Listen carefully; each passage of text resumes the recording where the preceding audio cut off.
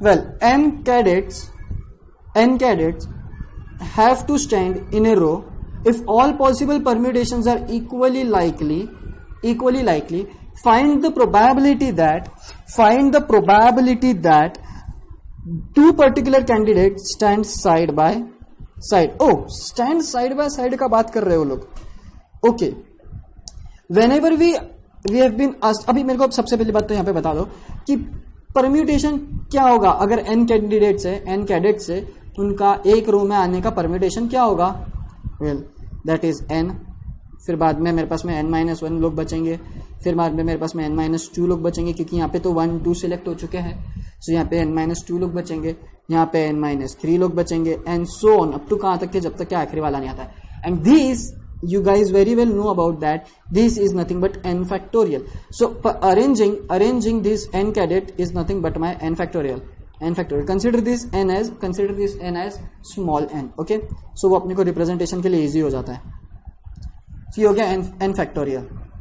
Okay, now अब अपने को ये पूछा गया है कि स्टैंडिंग टुगेदर की उनकी प्रोबेबिलिटी क्या रहेगी.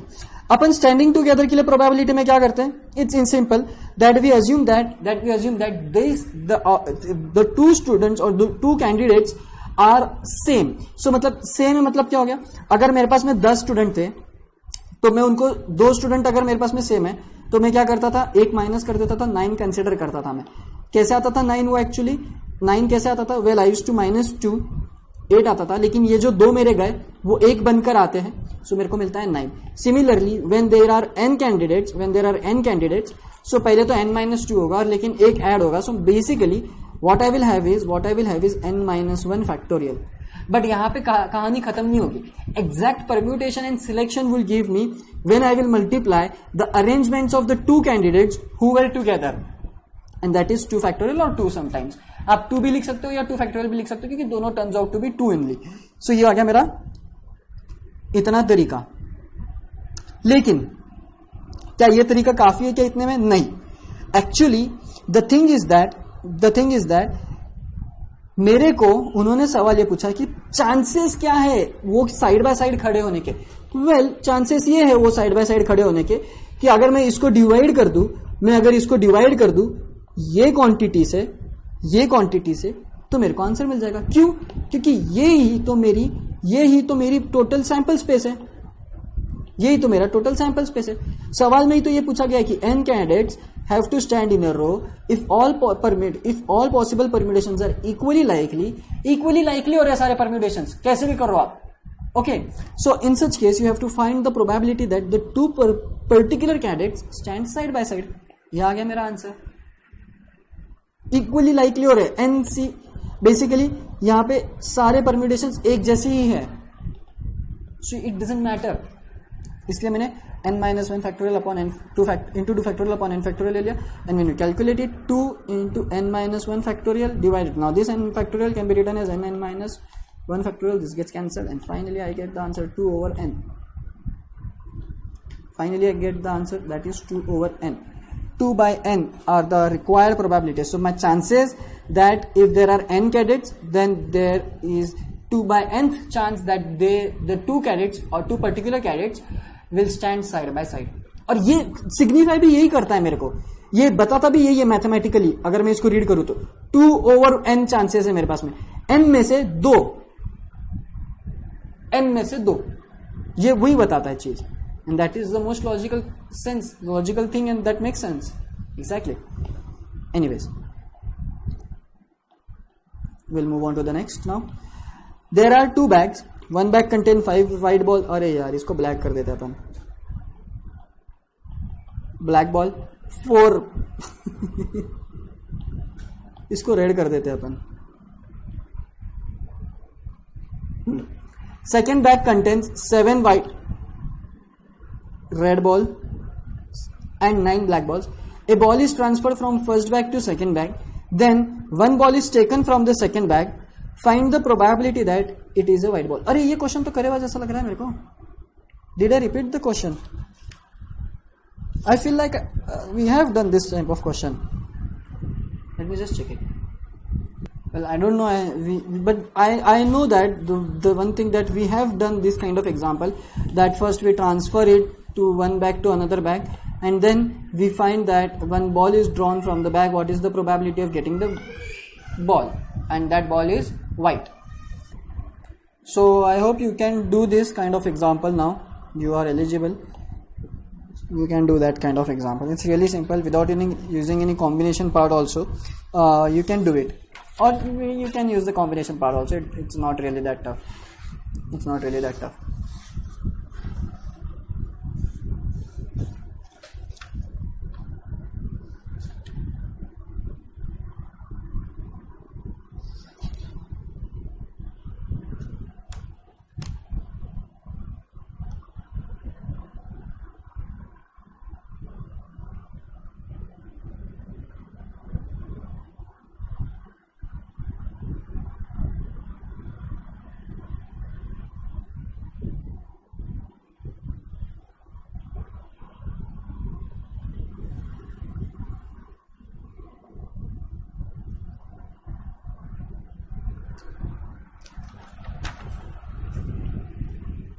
So now we will move on to the next part, and that is next question. I mean to say 30th question is A speaks truth. A एक person है जो सच बोल रहा है in 75% and B in 80% of the cases. In what percentage of the cases?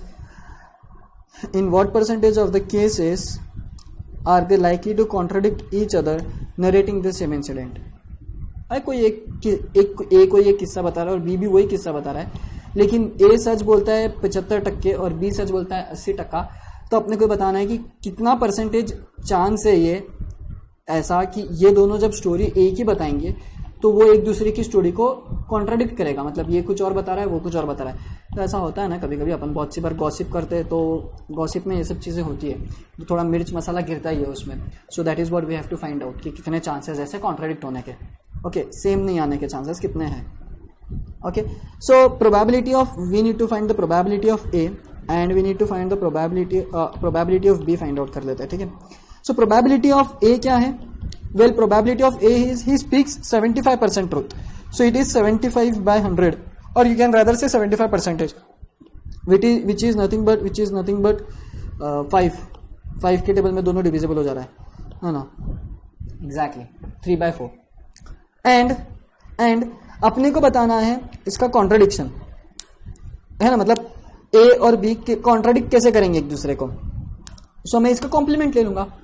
And what a complement is, like a total सच बोलने का ये परसेंटेज है. सो ए कॉम्प्लीमेंट कितना रहेगा? You can consider the remaining half, और you can consider it as 1 - 3/4. You can consider the remaining portion that is 25 by 100, और you can consider that, और वो क्या रहेगा बेसिकली, ये ए क्या बोल रहा है? ट्रूथ है ना. तो ये ए जो कॉम्प्लीमेंट रहेगा ये क्या बोलेगा? लाई. एग्जैक्टली ये लाई का उसका रहेगा. और मेरे को इसको यहीं पे पैरेलली रन लेने दो. नहीं, पैरेलली नहीं लेता हूं मैं.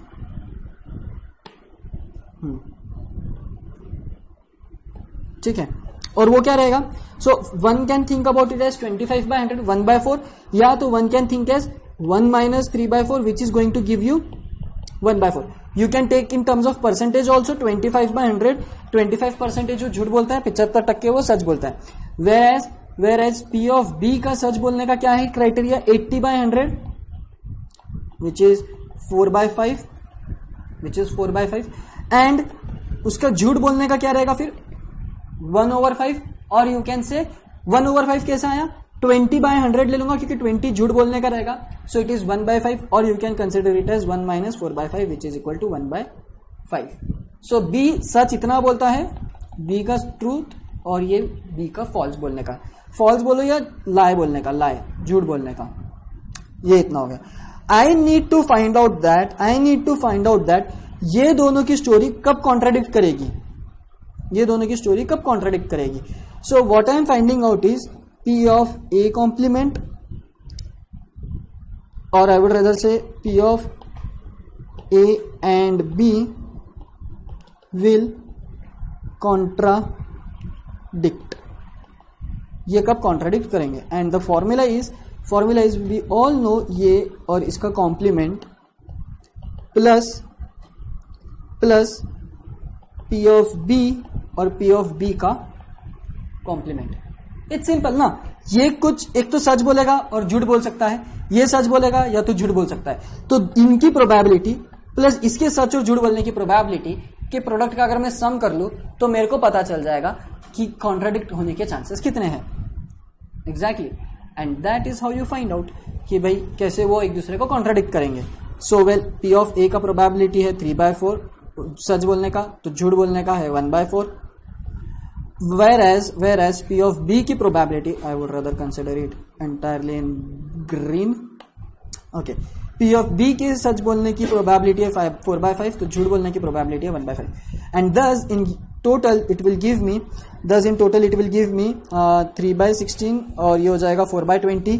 So if I take 16, 20, आप देख लो अभी कंपेयर करके, so यार ये परसेंटेज के टर्म्स में बहुत अच्छा रहता था। नाउ मेरे को I have to make the denominator same, sorry not 20, 25, 400, I would rather consider 400। अरे 400 क्यों कंसिडर करूं मैं, सिली मिस्टेक। 5 और यहाँ पे 4, ठीक है 20, I will make the base 20 कर देता हूं मैं डिनोमिनेटर को, so that will simplify things. 20, so यहाँ पे मेरा 20 हो जाएगा, तो यहाँ पे 20 और मेरे को आंसर दे देगा ये 4 और ये दे देगा 5, ये 3 + 4 7, क्योंकि मैंने एक गलत लिख दिया एक मेरे से गलती ये हो गई, ए कॉम्प्लीमेंट और बी कॉम्प्लीमेंट साथ में कैसे आएंगे, ए कॉम्प्लीमेंट और ये साथ में कैसे आएंगे, ये तो एक दूसरे को नलीफाई कर देंगे ना। वही मैं सोच रहा था, कुछ तो गलत हो गया है, something mistaking was written from my side. Exactly that अगर मेरे को कॉन्ट्राडिक्ट करने का है तो अगर ए सच बोलेगा तो बी झूठ बोलेगा, और अगर बी सच बोलेगा तो ए झूठ बोलेगा। ये वो फॉर्मूला रहेगा actually. The thing is that कि ये रहना चाहिए फॉर्मूला। मेरे से गलती से एक्चुअली यहाँ पे ये दोनों का सच और झूठ आ गया, सो अगर दोनों का सच और झूठ आ जाएगा so it won't make any sense ना। अगर सच बोल रहा है और वही झूठ बोल रहा है तो कैसे पॉसिबल होगा। सो वहां पे मेरे से लिखने से गलती हो गई, लिखने में एक्चुअली ए का सच बोलेगा तो बी झूठ बोलेगा, और बी सच बोलेगा तो ए झूठ बोलेगा, तो in such case what is the probability. So the probability is that A का सच बोलने का प्रोबेबिलिटी इज 3/4, whereas बी का झूठ बोलने का प्रोबेबिलिटी इज 1/5 प्लस ए का झूठ बोलने का प्रोबेबिलिटी इज 1/4, whereas बी का सच बोलने का probability is 4/5, and that in turn will give me, now that will give me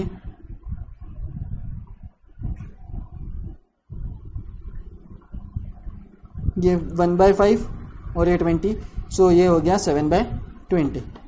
now ये कैसे आया, तो डिनोमिनेटर 20 कर दिया यहाँ पे मैंने, सो यहाँ पे 4 से मल्टीप्लाई कर दिया, सो ये 3/20 प्लस 4/20, यहाँ पे 4/20 आ जाएगा, सो 7/20 मेरे को आंसर दे देगा। So the thing is that how will someone contradict the theory, अगर एक दूसरे की थियोरी को कॉन्ट्राडिक्ट तब कर पाएगा कोई भी पर्सन जब एक कोई सच बोल रहा है और दूसरा कोई झूठ बोल रहा है, और मेरे को उनकी दोनों की प्रोबेबिलिटी निकालना कि कौन सच बोल रहा है और कौन, मतलब कॉन्ट्राडिक्ट कब होगा। सो एक तो केस ऐसा है, पहला केस या तो ए सच बोलेगा और बी झूठ बोलेगा, या तो फिर बी सच बोलेगा और ए झूठ बोलेगा।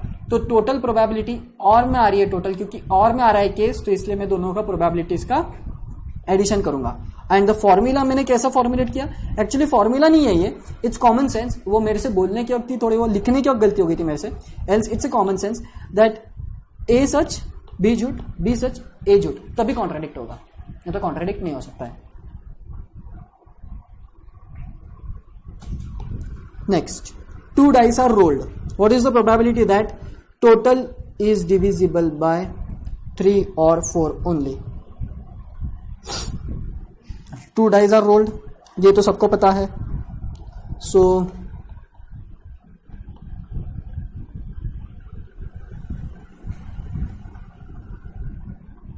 ये मेरे 2 डाइस हो गए। टोटल मेरा सैंपल स्पेस कितने का रहेगा, 36 का। 36 नंबर नहीं रहेगा, 36 एलिमेंट्स रहेंगे, ठीक है ना। तो मेरा सैंपल स्पेस कितने का हो जाएगा, नहीं तो तुम और कंफ्यूजन में हो जाओगे। मेरा सैंपल स्पेस बोलो या मेरा टोटल नंबर ऑफ आउटकम्स कितना हो जाएगा, 36। कैसे आया, इसके 6 आउटकम और ये दूसरे डाइस के 6 आउटकम। सो मेरे को टोटल कितना दे देगा, 36। ओके, नाउ अब उन्होंने क्या बोला है कि जो तुम जब डाइस रोल करके डाल दोगे नीचे, समझो मैंने डाइस रोल करके डाला तो यहां पे आया 1 और यहां पे आया 2। अब मेरे को यह बताना है कि अगर मैं इन दोनों का सम करूं तो ये सम कितना हो रहा है 3। Whether this 3 is divisible by, और उन्होंने 2 नंबर दे रखे अपने को और उन दोनों नंबर के साथ में चेक करना और बताना है 3 और 4 से डिविजिबल है क्या। दोनों में से किसी एक से भी डिविजिबल होगा तो वो अपने को काउंट करते जाना है। ऐसे अपने को चांसेस निकालने के ऐसे कितने नंबर आएंगे और ऐसे कितने सारे नंबर्स है मेरे पास में अवेलेबल। सो ये नंबर है एक पॉसिबल, 1 आ गया यहाँ पे, 2 आ गया यहाँ पे, 2 पहले डाइस में, 1 अगले डाइस में।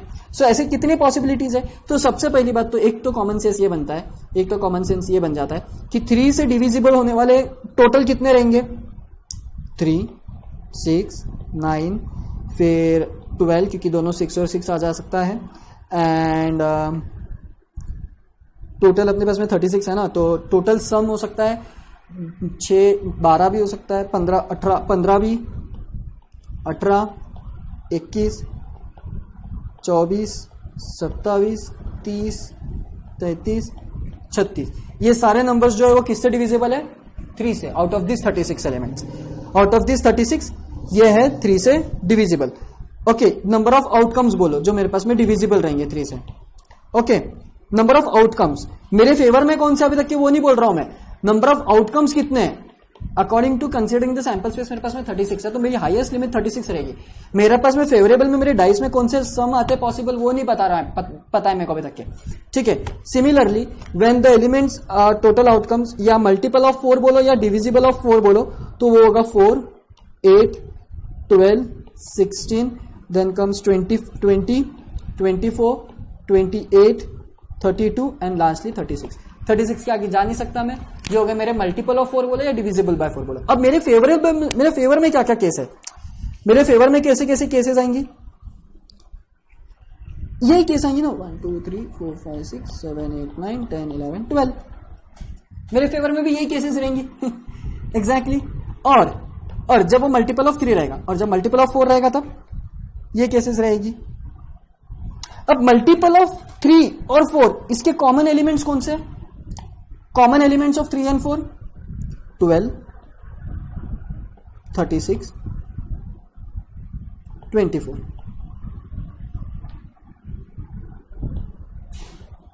जो हो गए मेरे कॉमन, जो किसके एलिमेंट्स है 3 और 4 दोनों के। मैं दोनों का क्यों कंसीडर कर रहा हूं वो अच्छे से सुनना, ठीक है ना, काम आएगा उसका, क्योंकि उसका काम आने वाला है अपने को। ठीक है, क्यों, क्योंकि और बोला है एक तो 3 का या तो 4 का। ओके, तो ये हो गया मेरा मल्टीपल ऑफ बोथ। ये क्या क्या रहेगा मेरा मल्टीपल ऑफ बोथ में, इस कलर में ले लेता हूं, चलो ठीक है। ये आ गया मेरा 12, 24, 36 जो कि दे देगा मेरे को 3। अब देखो करना क्या है अपने को प्रोबेबिलिटी बताना है टोटल, अपने को प्रोबेबिलिटी बताना है, और टोटल आउटकम कितना है अपने पास में 36। तो हर एक चीज डिवाइड होगा 36 से। सो फिलहाल तो अपन उसको कंसिडर नहीं कर रहे, ठीक है, वो बाद में ले लेंगे अपन डायरेक्टली। सो मेरे को निकालना है P of A plus B। So that will in turn give me P of A plus P of B minus P of AB exactly, and that is nothing but well P of A क्या आएगा 12 आएगा क्या, नहीं 12/36। क्यों, क्योंकि 12 outcomes, 12 possible मेरे पास में फेवरेबल इवेंट्स थे, टोटल आउटकम्स मेरे पास में कितना था 36 था। ठीक है, 36 था। So I can divide it by 36, तो ये आ गया 12/36 प्लस B के लिए मेरे पास में था 9 आउटकम्स जो मेरे को ये डाइस पे से मिल सकता है सम, और टोटल मेरा आउटकम्स जैसे ओरिजिनली 36 थे तो 9/36 माइनस यहां पे आएगा 3/36 which is 1/12। So we won't write it as 1/12, मैं बेस सबका सेम ही रखना चाहता हूं 3/36। So this will give me finally as equal to 12 plus 9 minus 3 divided by 36, so it is 6/18/36, that is 1/2। exactly 50% chance है मेरा, exactly 50% चांस है मेरा कि मल्टीपल एक तो 3 का होगा या डिविजिबल बाय 3 होगा या तो डिविजिबल बाय 4 होगा. You can possibly check also. आप करके देखना, आपको पता चलेगा डाइस रोल करके. 50% चांसेस आएंगे ही आएंगे, क्योंकि पॉसिबिलिटी है कि इवन में आएगा नंबर या तो ऑड में आएगा नंबर. अगर इवन में आएगा तो 4 से डिविजिबल हो जाएगा, अगर ऑड में आएगा तो 3 से डिविजिबल हो जाएगा. पॉसिबिलिटी है कि दोनों से डिवाइड हो. और ऐसे पॉसिबल 50-50 केसेस है, एक तो इससे या तो इससे. 50-50 केसेस है, and that is how you solve it. Okay, anyways, it's the last question of the session. The chances of living a person who is now 25 years old lives for another 30 years, that is 2/5. Okay, odds in favor दे रखा है उन्होंने. Chances, जीने के chances दे रखा है उन्होंने, that is odd in favour. उन्होंने even in favour अपने को उन्होंने चीजें दे रखी है, रेशियो या प्रोबेबिलिटी भी दे सकते हो लोग. ओके नहीं, एक minute. The chance of living a person who is not 25 years old for another 30 years is 2/5, and the living and of living another person now 45 years old for another 30 years is 7/16. इसकी chances बहुत कम है देखो, और इसके chances बहुत ज्यादा है, क्योंकि 45 से 30 मतलब 75 हो जाएगा. एंड ये जितना बड़ा डिनोमिनेटर में नंबर रहेगा उतने कम चांसेस. या तो आप ऐसा भी बोल सकते हो फेवर अगेंस्ट, यहाँ पे फेवर में है, यहाँ पे अगेंस्ट में, तो अगेंस्ट में ज्यादा है, यहाँ पे भी अगेंस्ट में ज्यादा है, लेकिन इतना भी ज्यादा नहीं है ना, इतना भी ज्यादा नहीं है. Okay, find the probability that at least one of this person will live 30 years hence. Again ये टाइप का क्वेश्चन अपन ने डेफिनेटली किया हुआ है, ये टाइप का क्वेश्चन अपन ने डेफिनेटली किया हुआ है. कहाँ किया हुआ है? ये रहा, ये देखो 11 to 5 का दे रखा है, यहाँ पे 5 to 3 का दे रखा है, सब दे रखा है अपने को एग्जैक्टली सिमिलर. अरे ये भी तो वैसे ही क्वेश्चन है, देखो ये भी एग्जैक्टली सेम क्वेश्चन है यहाँ पे. So this kind of questions I guess अब तुमने पहले भी प्रैक्टिस की होगी, अभी भी प्रैक्टिस कर लेंगे. सो तुमको ये तो आने वाला है. या तो मैं तुमको ऐसा भी बोल सकता हूँ यहाँ पे कि ये कौन से इसमें का एग्जांपल था, इसको अगर अपने को odds in favour odds in against में था ना, तो तुम एग्जैक्टली इसके जैसा भी इसको तुम कर सकते हो without using permutation and combination also. वैसा भी अपन ने परम्यूटेशन कॉम्बिनेशन तो यहाँ पे यूज ही नहीं कर सकते अपन. दैट इज द एग्जाम्पल जो वहां पे आना चाहिए था, वो गलती से यहाँ पे प्रिंट हो चुका है. So anyways you can do it, है ना. So what you have to do is just simply consider the probabilities जो तुमको दे रखी है, and you have to find out at least one of them will live. At least one of them का formula आपको पता ही है, एटलीस्ट वन ऑफ देम का इवेंट हैपनिंग का. You use the formula, you will get the answer. Okay, so I hope कि ये अभी आप कर लोगे. तो आपको सिर्फ 2 क्वेश्चन ये सेशन में होमवर्क है, और ये 3 मतलब एक्चुअली टोटल यहाँ पे 3 क्वेश्चन होमवर्क है. सो आई कैन होप कि ये आपको जम जाएंगे. ओके, सो एनीवेज आज के सेशन के लिए इतना ही. Now there are only 2 topics remaining of us. Conditional probability जो तुम्हारे सबसे पहले दिमाग में आ जाना चाहिए था, कि अपन ने बहुत पहले एक चीज समझी थी जो था कंपाउंड प्रोबेबिलिटी. मैं जस्ट एक ट्रेलर दे रहा हूँ. कंपाउंड प्रोबेबिलिटी समझने के वक्त मैंने तुमको बोला था कि कंडीशनल प्रोबेबिलिटी समझना जरूरी है, पर मैंने तभी तुमको कंडीशनल प्रोबेबिलिटी निकालते कैसे वो नहीं बताया था. क्योंकि कंपाउंड इवेंट्स जब अपन कैलकुलेट कर रहे थे तब इवेंट्स इंडिपेंडेंट थे या म्यूचुअली एक्सक्लूसिव थे या नॉट एक्सक्लूसिव थे, बट इंडिपेंडेंट थे somehow they were independent. But अभी अगर इवेंट्स इंडिपेंडेंट नहीं है या सिचुएशन आ रहा है कि जिसमें आपको कंडीशनल प्रोबेबिलिटी निकालनी है, so how would you find out the conditional probability? Then the formula is somewhat like this, कि कंडीशनल प्रोबेबिलिटी निकाली कैसे जाती है, and that we will understand in upcoming lectures. So anyways, so that's it for me guys. Thank you.